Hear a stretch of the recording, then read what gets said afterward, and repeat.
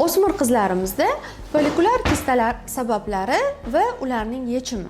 O'smir qizlarda follikulyar kista bo'lishining sababi birinchi navbatda bu bosh miya orqali tuxumdonlarni boshqarilishi hali hayz kelgandan keyin to'liq tiklanmagan bo'ladi. Hali organizm yosh bo'ladi.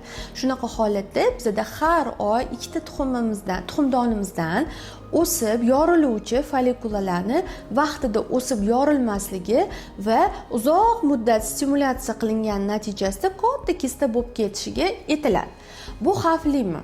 Albatta nazoratga olish kerak. Har doim ham operatsiya kerak emas. 1-3 oy ichida ko'p holatlarda bu kistalar vrach nazorati ostida so'rilib ketadi.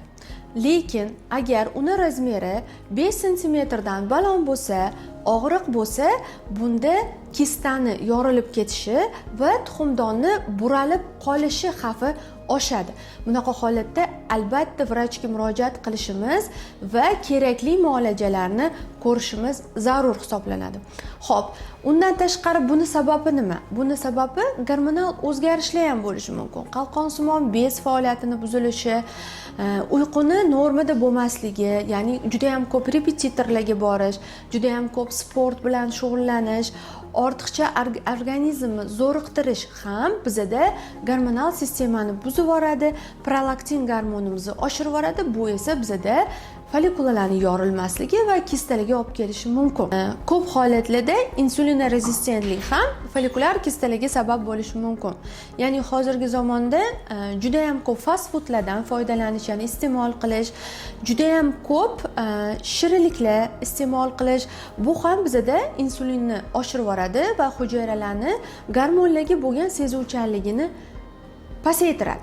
Shuni natijasida bizning bosh miyadan signal bo'lib kelgan gormonlarimiz follikular yorilishga keladi, no follikularimiz sezmaydi. Bunaqa holatlarda nimalarga ahamiyat berish kerak? Birinchi navbatda jismoniy harakatni cheklash kerak.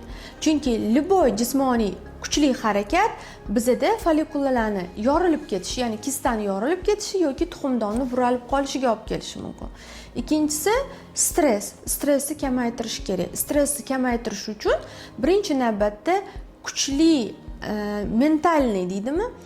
Juda ham ko'p repetitorlarga borishadi. Shu narsalarni sal nagruzkasini kamaytirib turish va uyquga yaxshi e'tibor berish, ya'ni to'liq tiniqib uxlash tavsiya etadi va sog'lom ovqatlanish. Ovqatlanish tarkibida xamir, shirinliklar, gazli ichimliklarni olib tashlash kerak. Bu bizani nafaqat shu kistamizni so'rilishiga, balkim qaytadan yana kistalar paydo bo'lishini oldini oladi va albatta endokrinolog, ginekologga murojaat qilsangiz, sizni bu narsani qaytalanishini oldini olgan bo'lasiz.